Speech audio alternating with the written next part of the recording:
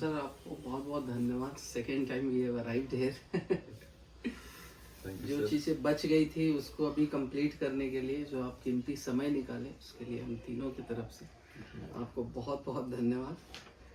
Sir आपकी जन्म तिथि क्या है? 23 जनवरी जी 1966 एज पर गवर्नमेंट रिकॉर्ड। जी। और जन्म का जगह सर? गोंदिया। अच्छा, महाराष्ट्र। हाँ, मेरी मम्मी महाराष्ट्र की गोंदिया की। ननिहाल। हाँ। जी सर, आपके दादाजी का नाम तो हम सबको पता है। जो भी आपके कांटेक्ट में आते हैं उनको आपके दादाजी का नाम सबसे पहले पता चलता है, क्योंकि दादाजी आपसे बहुत ज़्यादा प्यार करते थे। आप अपनी सारी बातों को, भावनाओं को, जो उनसे कोऑपरेशन मिला आपको, उसका ऑलरेडी आप शेयर कर चुके हैं हमारे साथ। सर आपकी दादी का नाम सर? हाँ, दादी मेरी श्रीमती देवकी वाजपेयी। जी। और आपकी माता जी का नाम सर? श्रीमती प्रेमशीला वाजपेयी। और पिताजी का नाम तो है द्वारिका नाथ जी। वाजपेयी। इस पे एक बहुत फेमस लाइन है सर, अभी ध्यान में आ गया। न्यायाधीश गलत हो सकते हैं, द्वारिकाधीश नहीं। Very good. भाई जैसा आप बताएं सर, आप लोग 5 भाई थे। बड़े भाई की, जो सबसे बड़े थे सर, उनकी कुछ बातें अगर आप कुछ शेयर करना चाहें। हाँ सर, वो बड़े भाई थे, लेकिन वास्तव में ऐसे एक बड़े भाई होना चाहिए ना, वो वैसे थे। मतलब बड़ा भाई एक जो पिता के रोल अदा करते हैं ना, वो उस टाइप से वो हमारा ध्यान रखते थे। ने कहना चाहिए कि हमको बड़ा गर्व था हमारे भाई के ऊपर। मैं जो बातें अपने पिता से भी नहीं कर पाता था, पिता तो जनरली दूर अपने काम के कारण बाहर रहते थे, तो हम लोग अपने भैया से शेयर करते थे। तो वो पूरी कोशिश करते थे कि हमारी प्रॉब्लम्स को सॉल्व करें। इवन कहना चाहिए कि मुझे यदि पढ़ाने में यदि सबसे अधिक ध्यान दिया, जब मैं पॉली करने गया था बालाघाट, तो भैया ही थे कि स्वयं अपनी पढ़ाई छोड़ दिए थे, काम करना है करके, लेकिन हम लोगों को पढ़ा रहे थे कि तुम लोग पढ़ो, मैं काम में लगता हूँ ताकि तुम लोग को पढ़ा सके करके। तो वो हमारा बहुत ध्यान रखते थे, इसलिए उनकी कमी हमको बहुत अगर थी। और रियली बड़ा भाई हो तो मेरे भाई जैसा हो।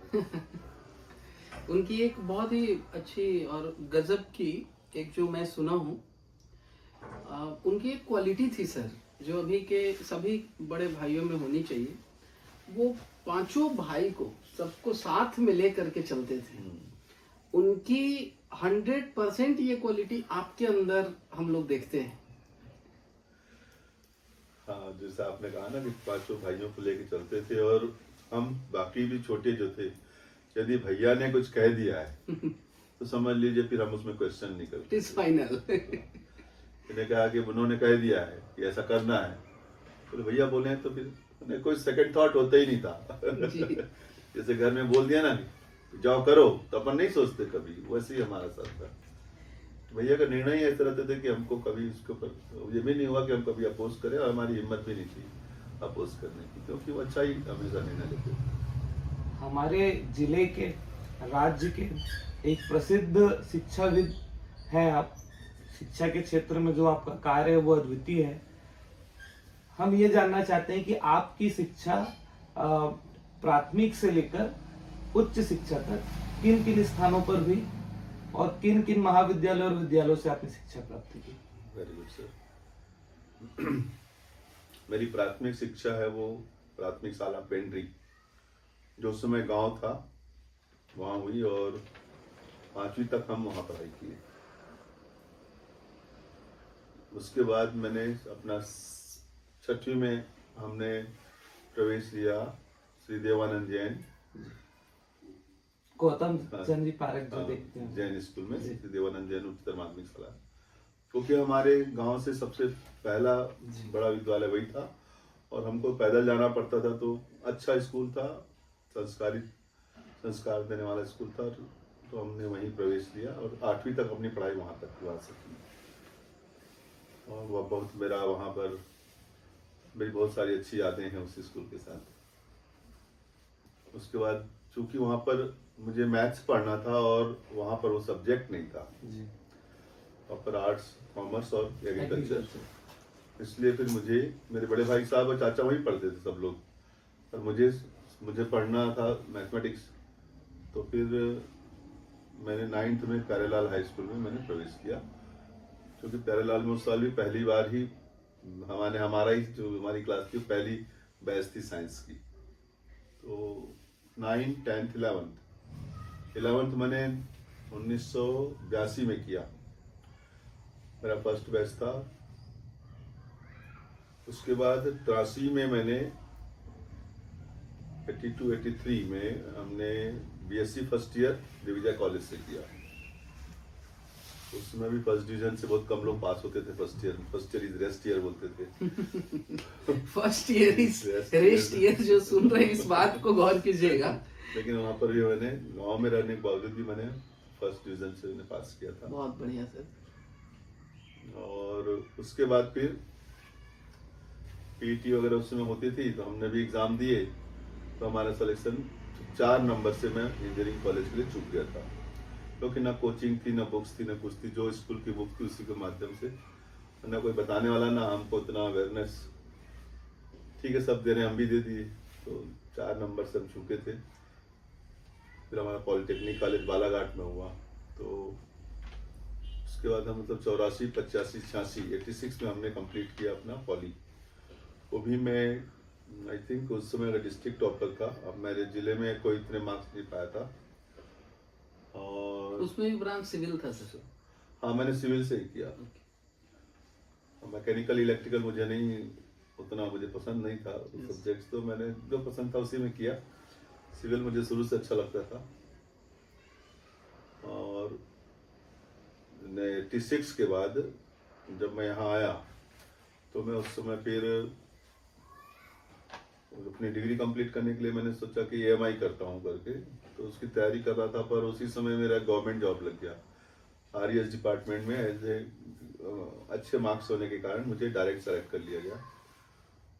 तो 1.5 साल में RES डिपार्टमेंट में काम किया। उसके बाद कुछ पैसे हमने जोड़े वहाँ पे काम करने के बाद, क्योंकि घर में पैसे ही नहीं थे। फिर जो थोड़े बहुत पैसे जोड़े थे उसके साथ साथ फिर हम अपने EMI करने के लिए फर्स्ट पार्ट मैंने भिलाई से किया और सेकंड पार्ट मैंने चेन्नई से किया। और इस सबको करने में मुझे 2.5 साल में मैंने अपना EMI का पूरी पढ़ाई अपनी कंप्लीट कर ली। और 91 में मेरा 92 के आसपास मेरा EMI कंप्लीट हो गया। उसके बाद 1 साल कॉम्पिटिटिव एग्ज़ाम की तैयारी के लिए मैं रायपुर में भी रहा अपने दोस्तों के साथ। चलो सब एक साथ पढ़ेंगे, तैयारी करें करके। फिर पैसे खर्च होते हैं बाहर रहने में। फिर वापस आए, फिर अपने बड़े भाई साहब के पास रह करके पढ़ाई करता था। वो काम करते थे, मैं पढ़ता था, उनके लिए खाना बनाता था। मैं घर का काम वाम करके भोजन वगैरह की व्यवस्था हम करते थे, और भैया काम करते थे अपना ट्रांसपोर्टेशन का, हमारा बिजनेस है। फिर 93 में जो मैंने वाकया बताया था कि कुछ बच्चों के कारण एक ट्यूशन क्लास मैंने अपने जेब खर्च के लिए शुरू की थी। मेरा एम इस डायरेक्शन में जाने का नहीं था उस समय, पर ईश्वर को शायद मंजूर था। तो पहले ही राउंड में उन्होंने इतना अधिक सफलता दिलाई कि ऐसा लगा कि एक तरफ दुनिया बाहें फैलाई खड़ी है स्वीकार करने के लिए, और एक तरफ मैं नौकरी के लिए दौड़ रहा हूँ जहाँ पर कोई पूछने वाला नहीं है। फिर मुझे डिसीजन लेना था कि क्या मैं नौकरी की तलाश जारी रखूँ या इस फील्ड में आगे बढ़ूँ।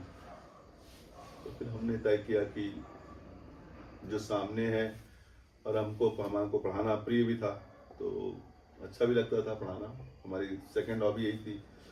मुझे 2 चीज़ में बड़ा स्नेह था, एक तो सिविल कंस्ट्रक्शन वर्क में और दूसरा मुझे टीचिंग फील्ड में। तो फिर मैंने इसको अपनाया। गवर्नमेंट जॉब छोड़ दी है सर? वो एडहॉक का था और एक प्रकार से छोड़ के ही गया था। मैं तो पहले ही छोड़ दिया था। लेकिन बाद में वो परमानेंट हो सकता था सर, रेगुलर हो सकता था। हाँ, हमारे बाकी दोस्त परमानेंट हुए, लेकिन मुझे तो उस समय मुझे ऐसा लग रहा था कि मेरे में भगवान ने क्षमता दी है और मैंने अभी पढ़ाई पूरी नहीं की है। सिर्फ एक डिप्लोमा होल्डर होकर के रहना मुझे मंजूर नहीं था। उसने कहा नहीं, मैं इतने में नहीं रुकूंगा, मैं किसी न किसी प्रकार से पहले अपनी EMI कंप्लीट करूंगा। तो कहाँ भगवान कैसे लाइफ को चेंज करता है, मैं तो ये सोचता हूँ। कहते हैं मयंक सर कि अभी के ज़माने में अगर किसी को सरकारी नौकरी लग जाए, खुद को आप देखिएगा वो भगवान से कम नहीं समझता। बिल्कुल। हमारे पास जो शख्स बैठे हैं ये उस सरकारी नौकरी को त्याग दिए और आज स्वयं न जाने कितने परिवारों के लिए सर आप देवता बन करके बैठे हैं हमारे बीच। जिन्होंने डिग्री के लिए ये बात कही थी कि सर के पास डिग्री नहीं है, अगर वो कहीं जानकारी में हो और कहीं सुन रहे हो तो उनको पता चलेगा कि सर के कॉलेज से कम 2-4-5 हजार से ज्यादा बच्चे डिग्री होल्डर निकल चुके हैं इंजीनियरिंग करके। इंजीनियरिंग कर, मैं भी उसमें से एक हूँ। हमने खुद तो इंजीनियरिंग कॉलेज में नहीं पढ़े, लेकिन इंजीनियरिंग कॉलेज खोल दिए जी। ताकि अधिक से अधिक बच्चे इसको पढ़ सकें। आपके जो सबसे कनिष्ठ भाई हैं सर, सबसे जो छोटे भाई हैं, वो ऐसा बताते हैं जी कि कोचिंग ट्यूशन उनको पूरा आप ही देते थे, आप ही पढ़ाते थे। ये बताते बताते वो जो प्रेम है वो उनके जुबान के साथ साथ आंखों से भी झलका है। वो मैं आपको लास्ट में दिखाऊंगा वो वीडियो।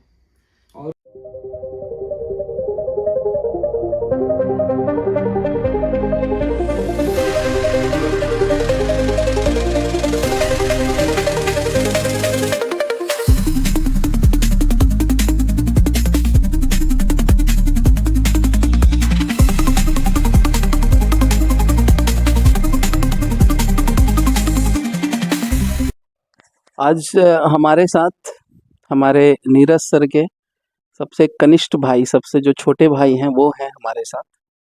तो कुछ सवाल करना चाहता हूँ सर हमारे नीरज सर को लेकर के, क्योंकि आप तो बहुत शुरू से साथ में रहे हैं, उनके संघर्ष को भी देखे हैं किस तरीके से। क्या कुछ कहना चाहते हैं सर आप उनके लिए? कहना ये है कि घर का जो वातावरण और इस कठिन परिस्थिति में भी जो उभर कर निकले हैं वो है नीरज वाजपेयी सर। हम लोगों के तो शुरू से हम लोगों को गाइड करते रहे हैं। हम लोग भी 6वीं 7वीं 8वीं 9वीं जब जितनी भी क्लास पढ़े उसमें पूरी कोचिंग हमको उन्हीं ने दी। हाँ, शुरू से जब कोचिंग क्लासेस शुरू नहीं हुई थी तब से कोचिंग दी है। परिवार के प्रति पूरा ध्यान रखते हैं सभी भाइयों का, और जितने अच्छे काम हैं उसमें बिल्कुल उनका घनिष्ठ योगदान रहता है। इसलिए हमारे बड़े भैया को हम लोगों की तरफ से शुभ कामनाएं और बहुत बहुत धन्यवाद देते हुए चरण स्पर्श। ये भी कहा जाता है कि कोई भाई मान लीजिए कि अगर सक्सेस हो जाते हैं तो ऐसा रहता है कि अपने परिवार के प्रति उतना ध्यान नहीं देना या कुछ, लेकिन एक हमारे नीरज सर हैं वो स्वयं तो आगे बढ़े ही, साथ ही साथ अपने पूरे परिवार का रथ हाँकने का काम कर रहे हैं। क्या है कि रथ तो है मगर उसमें जो सारथी रहता है वो भी बेहतरीन होता है। ये हम लोगों का सौभाग्य है कि हमारा सारथी बहुत अच्छा है जी। और उसमें परिवार एक रहने में आजकल ठीक है, आज के वातावरण में नहीं दिखता होगा, लेकिन हमारे घर में तो ये अभी फिलहाल नहीं है। जी हाँ, हम लोग पूरे भाई एक साथ रहे हैं, कम परिस्थिति में भी साथ में रहे हैं और आज भगवान की दया है तो भी साथ में और आगे भी साथ में ही रहेंगे। ये बहुत अच्छा एक मैसेज है, जब भाई और भाई आपस में बहुतों के घर में नहीं बनती, ये माता पिता का संस्कार, पूर्वजों का संस्कार, ये बहुत मायने रखता है।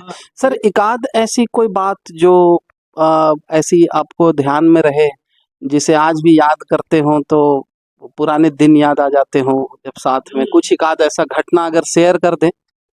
ये है, सबसे पहली बात तो आपने जो संस्कार की बात कही, ये संस्कार हमारे बाबा जी स्वर्गीय पंडित काशीनाथ जी वाजपेयी और हमारी ग्रैंड मदर जी देवकी वाजपेयी, इनके दिए हुए संस्कार है, हमारी माँ के दिए हुए संस्कार है, जो कि आज हम लोग सब उसको भुना रहे हैं सही मायने में। और आपने जो कहा कि एक आध कोई बात मिल जाए, तो बात का ऐसा है कि जब हम लोग परिस्थितियां जब जैसी थी उसके अनुकूल नीरज सर को बॉम्बे डाइंग के कपड़े बहुत पसंद थे। अरे वाह क्योंकि वो प्योर कॉटन, जी बॉम्बे डाइंग का वो कपड़ा लेके आते थे, उसको धो के सुखाना, उसके बाद टेलर के पास सिलने देते थे, और जैसे ही नई शर्ट सिल के आती थी तो मुझे ज़रूर बताते थे, मैंने यार नई शर्ट लाया हूँ। अब मैं उनको बोलता था कि 10 मिनट बाद ना एक बहुत ज़ोर से आवाज़ आने वाली है, तो बोलते थे काहे की आवाज आएगी। वो जैसा प्रेस करके रख के जाते थे, तब घर में प्रेस भी नहीं था, लोटे में कंडे डाल के या कोयला डाल के प्रेस करते थे। अरे वाह। तो प्रेस करके वो टांग देते थे और मैं धीरे से पहन के निकल जाता था शर्ट को। और जब ये तैयार होके आते थे तो देखते थे शर्ट गायब है, तो बहुत जोर से चिल्लाते थे। वो बात हम लोग जब भी नए कपड़ा पहनते हैं तो याद जरूर आती है। और दोस्तों का काम ये रहता था, जैसे मैं पहन के एक राउंड घूम के आ गया तो बाद में सर पहन के जाते थे उस शर्ट को, तो सब ये बोलते थे छोटे भाई की शर्ट पहन के घूम रहे हो आप। ये सब यादें हैं पुरानी। भाई के प्रति एक भाई का जो प्रेम होता है वो साफ सर आपकी जुबान के साथ साथ आपकी आंखों में भी दिख रही है। ये मैसेज सर हम सर तक पहुंचाएंगे, सर को दिखाएंगे कि आपके जो भाई हैं वो आपसे कितना ज़्यादा प्रेम और कितना ज़्यादा लगाव रखते हैं। वो उस बीच पे 1-2 मिनट का बहुत जो लाइटर मोमेंट रहेगा, उसमें एक जो शब्द वहां पे आया था, मैं बस वो शब्द बताऊंगा, आगे तो सर स्वयं बताएंगे। बॉम्बे डाइन के कपड़ों की कुछ वहां पे चर्चा हुई थी। तो बॉम्बे डाइन के कपड़ों की जो चर्चा थी वो वहां से तो हम सुन चुके हैं, बाकी सर से ही सुन लेंगे। अब उससे एक चीज पता चला सर कि परिस्थिति हमारी कैसी भी हो, रॉयल्टी हमको दिखना चाहिए। आप बिना प्रेस के कपड़े उस समय भी नहीं पहनते थे, जबकि प्रेस जो है बहुत महंगा आता था। लोटे के अंदर कंडे को भर के, समटाइम्स कोयलों को भर के उसको प्रेस करना, ये अपने आप में एक गजबे है सर।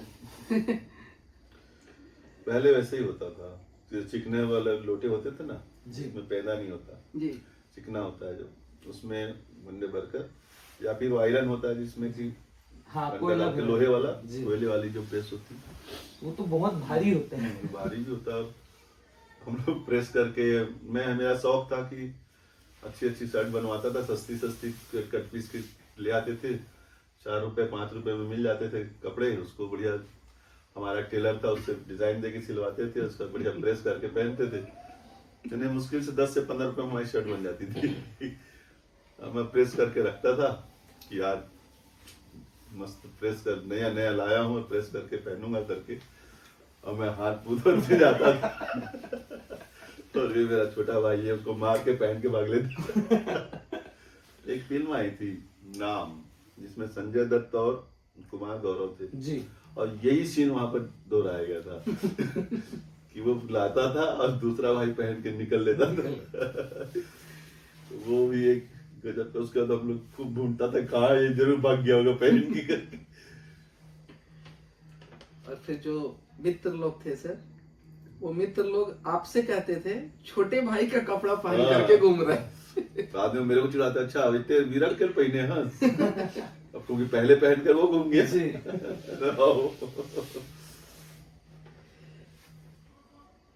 सर जो दूसरा सवाल है, जो भारत के उपराष्ट्रपति तथा राज्य की तरफ से आपको पुरस्कार गत माह आपको जो मिले हैं, आप उसे पाकर कैसा महसूस कर रहे हैं सर?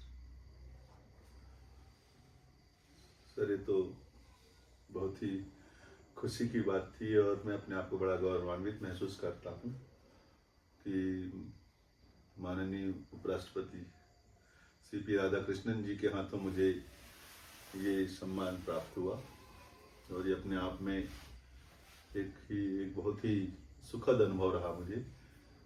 मेरी दादी हमेशा कहती थी कि तुमको हमारे शास्त्री जी, हमारे दादाजी लगते, तो बोलते थे कि इस लड़के को राष्ट्रपति अवार्ड मिलेगा। तो मुझे उस दिन उनकी याद आ रही थी कि मेरी दादी हमेशा कहती थी कि तुमको राष्ट्रपति अवार्ड मिलेगा, ऐसा हमको बोले हैं करते हो, तुम्हारी कुंडली देख के मैं ऐसा कौन सा काम करूंगा, मैं राष्ट्रपति अवार्ड मिलेगा।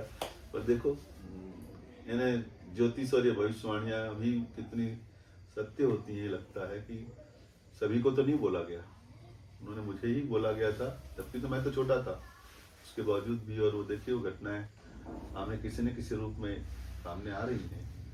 तो आप ज्योतिष को भी स्वीकार करने के लिए बाध्य होना पड़ेगा हमको कि ये सब है, इसमें आपस में इतना बड़ा कनेक्शन है कि जो होना है वो निश्चित है, जो रामचरितमानस में कहा गया वही है, वही जो राम रचि राखा। राम रचि राखा। तो जो चीज होना है वो निश्चित है, तभी तो आगे की उसकी भविष्यवाणी होती है। यदि निश्चित नहीं होता तो भविष्यवाणी कैसे होती? सही बात है।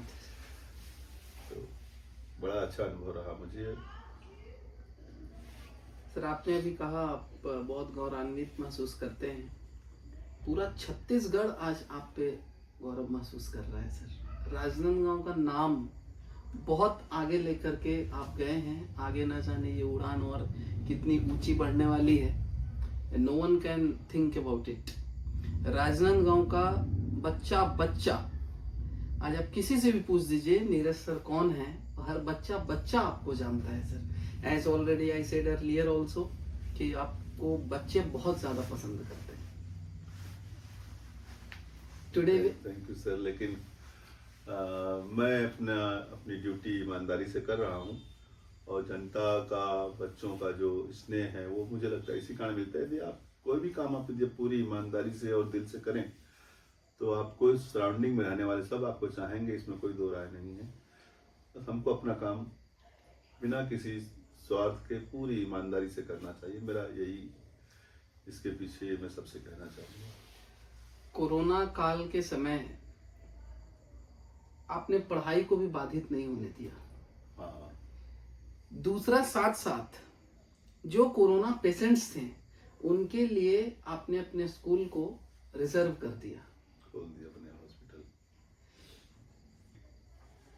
यदि ईश्वर ने क्षमता, बल्कि मैं तो यही कहूँगा कि यदि सभी लोगों से मैं कहना चाहूँगा कि यदि ईश्वर ने आपको क्षमतावान बनाया है तो आपको निश्चित ही अपने राष्ट्र के लिए, अपने धर्म के लिए, अपने समाज के लिए कुछ न कुछ अवश्य करना चाहिए। और यदि कुछ भी करने में आप सक्षम नहीं है आर्थिक रूप से, तो कम से कम समय दे करके राष्ट्र के लिए, देश के लिए, धर्म के लिए आप समय दे करके भी आप बहुत बड़ा काम कर सकते हैं। इसलिए कुछ न कुछ तो हम अपने राष्ट्र के लिए जरूर करना चाहिए, मैं चाहता हूँ। और यही मेरा लोगों से आग्रह भी है, यदि इस माध्यम से लोग समझें तो। अध्यात्म के क्षेत्र में आपकी विशेष रुचि है? ब्राह्मण हूँ।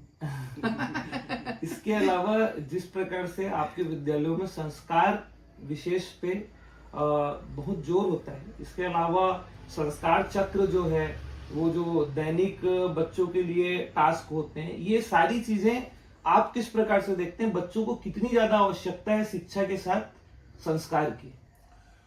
मेरे हिसाब से बिना संस्कार के तो किसी भी व्यक्ति को मनुष्य कहना भी उचित नहीं है।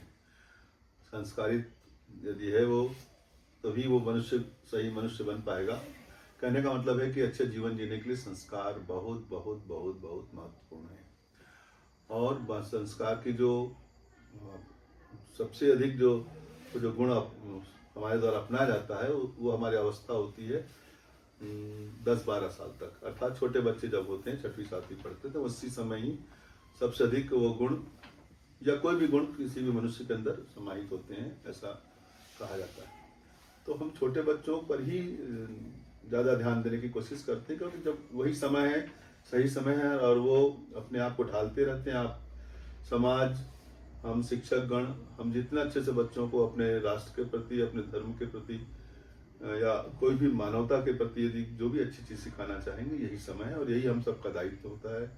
चाहे पालक हो, चाहे गुरुजन हो, हम सबको अच्छे व्यक्ति के निर्माण में, अच्छे समाज के निर्माण के लिए बच्चों की तरफ उनको संस्कारित करना बहुत जरूरी है। और साथ ही साथ मैं भी कहना चाहूँगा कि हम लोग धर्मनिरपेक्ष राष्ट्र में रहते हैं।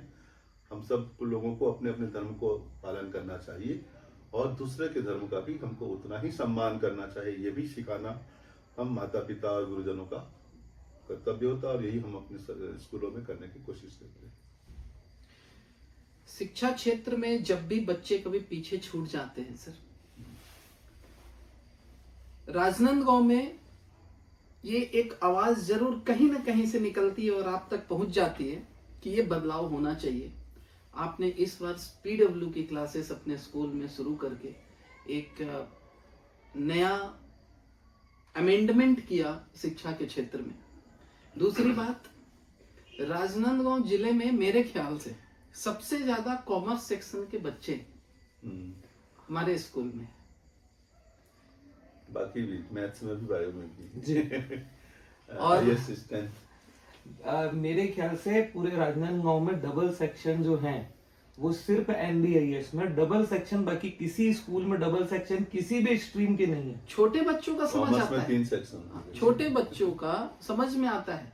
11th-12th में इतने सेक्शंस, ये अपने आप में एक अलग अचीवमेंट है सर। अभी के दौर में जहां 10 करोड़ 20 करोड़ की लागत से बिल्डिंग बन गई है, and they are trying everything to just attract the students, किसी तरह से एडमिशन ले ले, ऐसे भी आंसर्स निकलते हैं। एडमिशन तो एक बार आप कराइए, एक बार एडमिशन हो जाए, बाद में फिर जैसे आप देख लो, आप डिपार्टमेंट का पंखा लगा दिए, पूरी सरकारी ऑफिस चालू हो गई, उद्घाटन के समय पंखा चल जाना चाहिए, बाद का फिर देखिए सर, मैं इसमें यही कहना चाहूँगा कि स्कूल जो है वो शिक्षकों से चलता है। मैं भी एक शिक्षक रहा हूँ, शिक्षक हूँ। तो आप यदि अच्छी शिक्षा दे रहे हैं, यदि आप अपने स्कूल में अच्छे शिक्षकों की व्यवस्था रखे हैं, जो कि मेन बैकबोन होता है स्कूल का। ठीक है, इंफ्रा कमजोर हो, थोड़ा बहुत चलता है, लेकिन सबसे इम्पोर्टेंट होता है शिक्षक।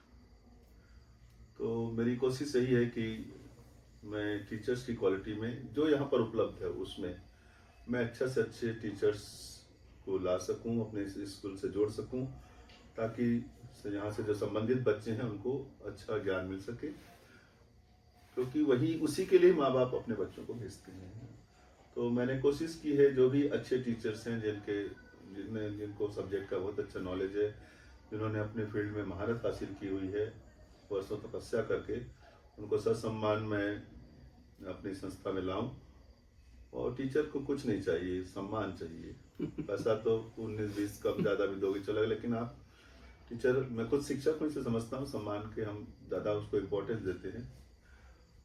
तो चूँकि मैं भी रहा हूँ करके मैं उनकी भावनाओं को समझता हूँ, और मुझे ऐसा लगता है कि मेरे जो शिक्षक गण है वो मेरे साथ बहुत कंफर्टेबल रहते हैं कि वो अपना एक सीनियर की तरह मुझे ट्रीट करते रहते हैं और अपनी बातें मुझसे करते रहते हैं, और हम सब मिलकर के स्ट्रेटेजी फॉर्म करते हैं कि हम कैसे बच्चों के बारे में कैसे आगे बढ़ाएं। और हम लोग प्रैक्टिकल सोचते हैं, हवाई बातें नहीं सोचते। क्या हो सकता है, क्या कर सकते हैं, और हमारी कितनी ताकत है, हम कहाँ तक जा सकते हैं। इसी को अभी जितनी भी ताकत होती है वो हम पूरी ताकत अपने संस्था के बच्चों को बढ़ाने में करते हैं। और शायद यही कारण है कि पालकों का विश्वास हमारे साथ बना हुआ है, और मेरी यही कोशिश रहेगी कि मैं पालकों के विश्वास पर खरा उतरूं और समाज के लिए, अपने बच्चों के लिए हर साल जो क्षमता समाज मुझे दे रही है उसके अनुरूप मैं हर साल कुछ न कुछ जोड़ता चला जाऊं। और राजनांदगांव को लगना चाहिए कि यहाँ पर भी एक अच्छे स्तर का विश्वविद्यालय है, जहाँ वो अपने बच्चों को पढ़ाएं और उनको बाहर भेजने की जरूरत ना पड़े। PW भी इसी दिशा में एक कदम है। अभी तक लोग बाहर अपने बच्चों को भेजते थे पढ़ने के लिए, लेकिन आज लगातार दुनिया भर की न्यूज़ सुनाई दे रही है, बाहर के शहरों में जो बच्चे पढ़ने गए उनके साथ कोई इतने सुसाइड केस हो रहे हैं, यस सर, कितनी प्रॉब्लम्स हो रही है बच्चों को। देखिए, इस समय जब बच्चों को सबसे अधिक माता पिता की जरूरत होनी चाहिए, जब वो एक अपनी बचपन की अवस्था से युवा अवस्था में प्रवेश करते रहते हैं, 9th 10th 11th 12th खास करके, जिस समय उनके ऊपर बॉडी में किस प्रकार के चेंजेस आते हैं, उस समय उनको बच्चियों के को बहुत सारी चीज़ों में बदलाव होता रहता है। उसमें सबसे अधिक उनके माता की ज़रूरत होती है, माँ को पास में रहने की, किसी भी चीज़ों को समझाने के लिए माता पिता की आवश्यकता होती है। उस समय बच्चे पढ़ाई के दबाव में बाहर रहते हैं, भोजन उनको सही नहीं मिल पाता, बाहर भोजन की बहुत बड़ी समस्या होती है, अपने घर का भोजन उससे अच्छा कुछ हो ही नहीं सकता, अभी माँ के बनाया हुआ। तो इतनी सारी प्रॉब्लम्स हैं, बच्चे सुसाइड कर रहे हैं, और इधर माता पिता भी बहुत तनाव में रहते हैं, पैसा भी खर्च करते हैं। तो कुल मिलाकर के एक बहुत बड़ी समस्या है, जिसका छोटे शहरों के लिए कोई समाधान नहीं था। तो हमने कोशिश की है कि बच्चे अपने शहर में ही रह करके अच्छी शिक्षा, इसलिए भिलाई के PW जो है ग्रुप है, उससे हमने टाई अप किया, और जैसी क्लास वहाँ लगती है सेम क्लासेस हमारे यहाँ लगाने की व्यवस्था की, ताकि बच्चे वो CBSE की पढ़ाई के साथ साथ कॉम्पिटिटिव एग्जाम की भी पढ़ाई स्कूल में ही कर सके, उनको फिजूल बाहर रहना और जो दुनिया भर की परेशानियों से बच सके, और माता पिता भी अपने बच्चों के साथ आनंदित रहें और उनके उनके देख रेख में बच्चे पढ़ाई कर रहे हैं। नहीं तो आजकल ये मोबाइल की दुनिया इतनी खतरनाक है कि बच्चों को बहुत गर्त में ले जा रही है।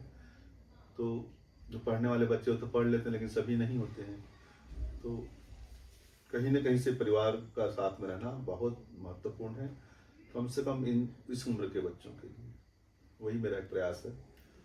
सर पीडब्ल्यू की जो क्लास को लाने में जितना रकम आप खर्च किए हैं, स्कूल एक सामाजिक सेवा है, इस बात को समझते हुए अभी तक उससे उतनी बेनिफिट आपको मिली नहीं है।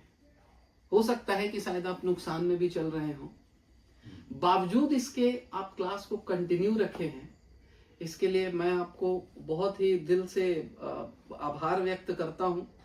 साथ ही साथ कलेजा होना चाहिए सर इसके लिए। सर ऐसा है कि जब भी कोई भी काम आप शुरू करेंगे तो पहले ही साल सब चीज़ अच्छी हो जाए आवश्यक नहीं है, आपको थोड़ा सा तो पेशेंस से काम करना पड़ेगा। इस तरह से कोई जब कारोबारी अपना काम शुरू करता है तो पहले साल तो उसकी लागत ज़्यादा ही होती है, उतने उसको ग्राहक नहीं मिलते हैं, लेकिन इसका ये मतलब नहीं है। हम ये देख रहे हैं कि बच्चों का जब मैंने बच्चों से बात की कि are you satisfied with PW, तो most of the students told me कि sir we will continue. If they are in continuation it means they are satisfied. तो वो बच्चे उतने ही हमारे संतुष्ट हो गए। इस वर्ष पीडब्ल्यू ने भी हमारे साथ राहत की बात की कि आपको नुकसान ना हो करके, और बच्चों ने भी हमसे प्लस होने की बात की।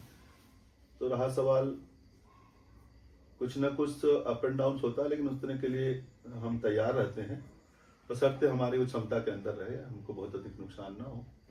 तो वो उसके अंदर है, इसलिए सब कुछ है। और कोई कुछ तो हिम्मत करनी ही पड़ेगी ना नया करने के लिए। आपने शिक्षा को व्यापारिक रूप से नहीं व्यवहारिक रूप से जिया है, इसलिए आप ये बातें कर सकते हैं। बहुत प्रश्न तो थोड़ा लंबा है मगर मुझे पता है कि उसका उत्तर आपसे ही सही तरीके से मिल सकता है। पेंड्री जैसे एक छोटे से गांव भी नहीं, मैं उसको एक मोहल्ला कह सकता हूँ, एक छोटे से मोहल्ले में एक सामान्य परिवार से, एक भरे पूरे संस्कारित परिवार से निकलते हुए इंजीनियरिंग की पढ़ाई करना, एक शिक्षक के रूप में कोचिंग, एक सफल कोचिंग का संचालन करना, आधे दर्जन से अधिक विद्यालयों का संचालन करना, उसके बाद कई समाज सेवी संस्थाओं के और कई अन्य संस्थाओं के बहुत महत्वपूर्ण पद में रहना, फिर वहां से चल के एक ऐसे व्यक्ति के रूप में पूरे समाज के सामने अपने आप को प्रदर्शित करना, एक रोल मॉडल की तरह, एक बहुत बड़ी जमीन का टुकड़ा जो हमारी सोच से भी ऊपर है, कई लोगों की सोच के ऊपर। और मैं जानता हूं कि राजनांदगांव में अभी भी उतने लोग शायद इस बात को नहीं जानते हो, पेंड्री मेडिकल कॉलेज जो है उसमें लगभग 2.8 एकड़ वन के आसपास की जो जमीन है वो सर के द्वारा दान की गई है, जिसके लिए उन्हें दानवीर भामाशाह अवार्ड मिला। सर ये पूरा सफर बहुत लोगों के लिए प्रेरणादायी है, मगर आप किस तरह से देखते हैं? और आने वाले जो हमारे स्टूडेंट्स हैं, जो समाज में अभी कुछ बच्चे हैं जो कॉलेज में हैं, तैयारियां कर रहे हैं, आप उन्हें प्रेरित करने के लिए क्या वो बात बताएंगे जो आप बचपन से ध्येय लेकर चले, लक्ष्य लेकर चले, जिसको आपने फॉलो किया?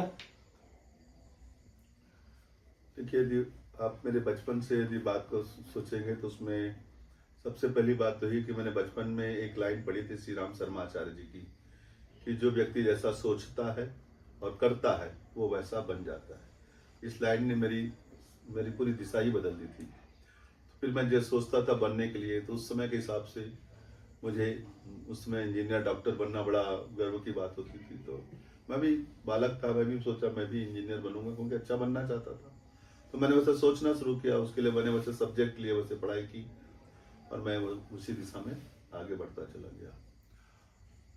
क्योंकि अच्छे गुण हमेशा आए, दिमाग में ये बात रहती थी। फिर 17-18 की एज में मुझे एक लाइन फिर याद आई, उन्हीं के द्वारा कही। जब मैं चेन्नई पढ़ने गया था, एक डर ये लगता था कि मैं गांव का हिंदी मीडियम का पढ़ा हुआ छात्र ये मेट्रो में जा करके दुनिया भर के बच्चों के बीच में पढ़ने जा रहा हूँ, तो एक इन्फीरियरिटी कॉम्प्लेक्स अंदर में आता था कि हमसे तो दुनिया भर के बच्चे बड़े वो होंगे। लेकिन उस समय भी मुझे एक लाइन से राम शर्मा जी की बहुत मेरे काम आई कि अपना मूल्य समझो और विश्वास करो कि तुम संसार के सबसे महत्वपूर्ण व्यक्ति हो। क्या बात। मतलब मैं तो दुनिया का सबसे महत्वपूर्ण व्यक्ति हूँ, मैं किसी से कम नहीं हूँ। मैं अपना मूल्य समझता हूँ कि मेरे को भी भगवान ने भेजा है, मैं किसी से कम नहीं हूँ। एक अंदर अंदर मैंने अपने आप को ऐसे विश्वास दिलाता था कि आई एम वेरी इंपॉर्टेंट, मैं आया हूँ तो कुछ काम है तभी आया हूँ करके। तो वो मुझे बहुत आत्मविश्वास देता था और मैं उनके बीच में भी अपने आप को हमेशा अव्वल रख करके अपनी स्थिति को दर्शाता था। इवन कभी कभी हमारे सर लोग बाहर जाते थे तो उस सब्जेक्ट को सॉल्व करने की जिम्मेदारी वो सिर्फ पूरी क्लास में मुझे ही दे के जाते थे। यो मिस्टर ABB अटल बिहारी वाजपेयी बोलते थे, can you solve this question? बोले यस सर, मेरे मुंह से हमेशा निकलता yes sir I can solve it करके। तो फिर बोलते थे ओके टेक। तो मेरी एक फोटो भी है कि मैं पढ़ा रहा हूँ कॉलेज में बच्चों को, अपने जिसमें मैं पढ़ता था उसी को पढ़ाता था जब सर जाते थे। तो तीसरा था कि जब मैं और आगे बढ़ा और इस फील्ड में आया, कोचिंग की फील्ड और स्कूल की फील्ड में, तो मैं जो की पॉइंट्स मेरी लाइफ में जो मुझे बहुत काम आए वो ये थे कि मैं हमेशा एक लाइन फिर उन्हीं की है जो याद आई मुझे कि दूसरों के साथ वह व्यवहार न करो जो तुम्हें अपने साथ पसंद ना हो। यदि कोई मनुष्य अपने जीवन में इस लाइन को उतार ले कि do not treat others as you would not like to be treated, तो शायद आपको और किसी चीज़ की जरूरत नहीं पड़ेगी। ये एक लाइन ही इतनी पर्याप्त है कि अब मैंने इसको बहुत ही अमल किया इस लाइन पर, कि चाहे वो पालक हो, चाहे स्टूडेंट हो, चाहे टीचर हो, जब मेरे सामने बैठ के बात करते हैं तो मैं उनसे ऐसे ही बात करता हूँ यदि मैं उस चेयर में बैठ करके इस चेयर वाले से क्या उम्मीद करता, तो अपने आप मेरे सभी प्रश्नों का जवाब मुझे वहीं मिल जाता है। यार मेरी बात तो सुन ले मेरा बॉस, यार मैं परेशान हूँ, पालक हूँ, तो मेरे प्रिंसिपल या जो हेड है वो मेरी बात तो कुछ सुन ले कि मेरे लिए कुछ कर दें। तो जो उस समय दिल चाहत करता है कि उसकी किसी प्रकार से हेल्प कर दे, वो अंदर से आवाज आती है और मैं कर देता हूँ। It's very simple. इस बात का मैं साक्षात गवाह हूँ। मेरी बहन की सगाई थी और उस समय आप ग्रीन सिटी में रहते थे, ये ग्रीन हाइट्स। मैं आपके पास आया था। आपका जब मैं अपनी व्यथा को आपको बताया तो आपका पहला उत्तर जो था, पहले जो वाक्य थे वो यही थे कि यार मैं सोच रहा हूँ कि मेरी बहन होती तो मैं भी क्या करता। It means that you are directly going to the situation of the front person. उसके सीट पे आप बैठ जाते हैं और फिर आपके साथ बात करना शुरू में भले Neeraj sir is not a name, it is a brand for the education लोग समझे, लेकिन जब आपके साथ बैठते हैं तो उनको एक बात समझ आती है सर कि आप इन सारी चीजों से बहुत ऊपर है। ऐसी अब सोच जो है वो कहते हैं ना कि उड़ान चाहे कितनी भी बड़ी हो, आप सदैव धरा पे रहना पसंद करते हैं। क्या इतराना जो दिया है प्रभु बस। और ये सब चीजें तो सब नश्वर हैं, कब आज हमारे पास है कल किसके पास, इसलिए किस चीज का घमंड, दिया हुआ उसी का है, दे उसी को रहे। सर एम्प्लॉयज आपके लिए क्या मायने रखते हैं? मेरे लिए एम्प्लॉय बहुत मायने रखते हैं, क्योंकि ये जितना सिस्टम है ना वही चलाते हैं। मैं तो सिर्फ इसका एक मुखौटा हूँ, लीडर हूँ, जो इनको बांध के रखने के काम आता हूँ। बाकी पूरा जो कर्म है, इम्प्लीमेंटेशन जो है, वर्किंग है, वो हमारे वही करते हैं। और मैं तो कहता हूँ कि they are the backbone of my organisation. उनके बगैर मैं कुछ नहीं हूँ, वही मेरे सब कुछ है। One very great officer, government officer from the police department, and he said he asked you कि सर इतने बड़े एम्पायर से इतना बड़ा काम है, इतनी सारी चीजें आप कैसे कर लेते हैं मैनेज।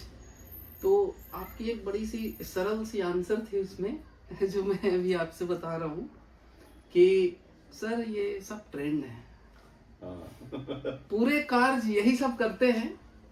मुझे शुरू में मेहनत पड़ा था, मैं सबको सिखा दिया हूँ, अब बहुत अच्छे तरीके से वो सारी चीज को कर लेते हैं।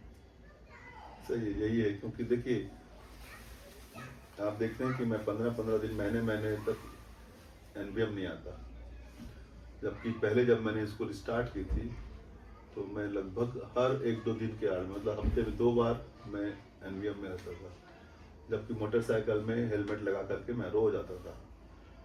इधर काम किया, उसके बाद मैं उधर आता था। पर धीरे धीरे धीरे मेरे पूरा स्टाफ सब कुछ करने लग गया, उनको समझा दिया कैसे करना है। और बहुत मदद करता है हमारा मोबाइल। जब भी कुछ आउट ऑफ द वे जाकर काम करना है वो मुझसे बात कर लेते हैं, सर इसको कैसा करें, तो वही बता देता हूँ इसको ऐसा कर लो। तो कहने का मतलब है वो उससे मुझे जानकारी भी मिल जाती है कि क्या बदल के होने वाला है वर्तमान परिस्थितियों में। अदरवाइज जैसा सिस्टम है चल रहा है वैसा चल रहा है। और शाम के समय जब पूरे सभी स्कूलों के हेड हैं वहाँ इकट्ठे होते हैं और अपनी सब बातें शेयर करते हैं, आज क्या हुआ कैसे हुआ। और सबसे बड़ा इम्पोर्टेंट है फाइनेंस, उसमें सब दिखता है क्या हुआ कैसे क्या हुआ क्या नहीं हुआ, वो मेरे पास ही रहता है। तो शाम के समय मैं जो उसको बैठ कर देखता रहता हूँ, वहीं से मुझे 90% सब क्लियर हो जाता है कि कोई भी चीज़। देखिए, यदि मैं फाइनेंस को नहीं कमांड करूँ तो बिखरते देरी नहीं लगेगी। सही बात। हालांकि मेरा वो पसंदीदा कार्य नहीं है लेकिन मुझे मजबूरी में उस काम को करना पड़ता है क्योंकि वो बहुत ज़रूरी है और वही सबको बांध के रखता है। I am a maths teacher, तो मैं कैलकुलेशन बहुत करके चलता हूँ कि आएगा कितना, जाएगा कितना, बचेगा कितना और हम जिंदा कैसे रहेंगे और आगे कैसे बढ़ेंगे। You said very right line, sir, कि finance is not a god, but it is not very less to God. उन्होंने कहा था ना सर, पैसा खुदा तो नहीं पर खुदा से कम भी नहीं। कम भी एक बहुत ही सामान्य सा प्रश्न है।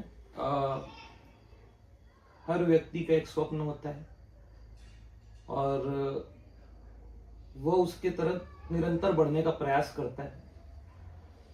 क्या स्वप्न और क्या लक्ष्य आपका था जब आप युवा पीढ़ी में थे और क्या अब है, और क्या उन सपनों में अंतर आया है? क्योंकि एक युवा रहते हुए एक युवा को सिर्फ अच्छे कपड़े, एक अच्छी मोटरसाइकिल, एक अच्छा फोन, एक अच्छी लाइफ स्टाइल चाहिए होती है, मगर जैसे जैसे बड़ा होता है शायद सामाजिक लक्ष्य बढ़ जाते हैं। इस क्षेत्र में क्या अंतर है हमारे नीरज वाजपेयी सर के 20 साल पहले के लक्ष्यों में और अब 20 साल बाद के लक्ष्यों में? Very good question sir. जब हमारे पास जब कुछ नहीं रहता तब ऐसा लगता है कि एक हमारे पास भी अच्छा घर हो, एक अच्छी कार हो, है ना, और थोड़ा बैंक में पैसे हो। मतलब हम भी चाहते हैं कि एक मिनिमम स्टेज को प्राप्त करें। लेकिन मेरा अनुभव ये है कि जब आप उसको प्राप्त कर लेते हैं या मनुष्य की जो मिनिमम आवश्यकता है उसकी पूर्ति के लिए ईश्वर ने आपको व्यवस्था कर दिया है, उसके बाद ऊपर पैसा मायने कुछ नहीं रखता, क्योंकि वो जितना भी है उसका आप उपयोग तो कर ही नहीं सकते। और हमारे जैसे लोग हैं कि जिनको किसी प्रकार का कोई व्यसन नहीं, सिंपल खाना है पीना रहना, हमारे तो खर्चे ही नहीं है, तो हमारे लिए तो और भी मायने नहीं रखता पैसा।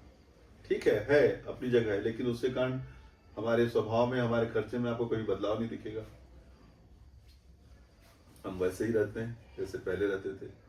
तो पैसा एक लिमिट के बाद कोई मायने नहीं रखता, तो फिर आप उस पैसे का सदुपयोग क्या करेंगे?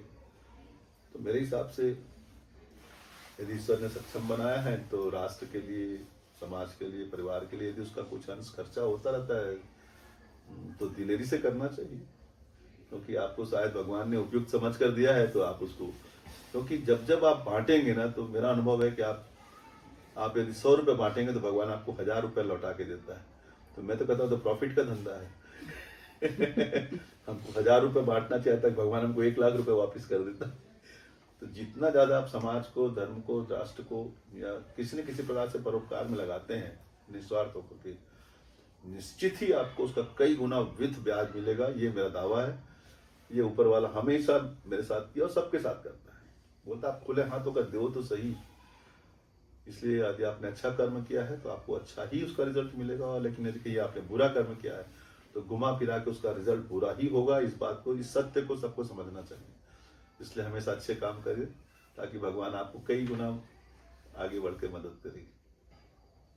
सच्चे दिल से और ईमानदारी से जो आपके साथ 10 मिनट बैठेगा सर, वो आपका हो जाएगा आपकी बात को सुनकर। अगर दिल सच्चा हो, मन में कोई छल ना हो, या किसी तरह की कोई चालाकी ना हो, तो ये बिल्कुल सही है सर। आप एक अच्छे शिक्षाविद होने के साथ साथ एक अच्छे पिता भी हैं। कहते हैं कोशिश करता हूँ। माता पिता का एकमात्र धन उनके बच्चे होते हैं। तो इसमें आपकी क्या राय है सर? प्रथम सुख निरोग काया, द्वितीय सुख घर में हो माया, तृतीय सुख पतिव्रता नारी, और चतुर्थ सुख सुत आज्ञाकारी। और शायद भगवान ने वो चारों सुख मेरे झोली में डाला है। तो बड़े दोनों बच्चियां हैं, दे आर वेरी गुड, मुझे उन पर गर्व है। कई बार मुझे कहा गया कि तुम लड़कियों को बाहर भेज दिए पढ़ने, तो मेरी बच्चियां काबिल हैं और मेरी बच्चियों पर मुझे बहुत विश्वास है, और वो पूरे परिवार के साथ हमेशा जुड़ी हुई रहती हैं। तो मैं उनको उनकी उड़ान भरने के लिए क्यों रोकूं? सही बात है। जब वो मुझे सच्चे दिल से अपने परिवार के साथ जोड़ के रखती हैं और हमेशा कभी भी मेरा सर नीचा नहीं होने देंगी कि बात कह के जाती हैं, तो एक पिता के लिए इससे बड़ी बात क्या होगी? सही बात है सर। तो फिर हमें उन पर गर्व होता है, और वो बच्चों ने पढ़ाई में, लिखाई में, हर फील्ड में इतना अच्छा करके दिया है कि रियली मुझे प्राउड होता है।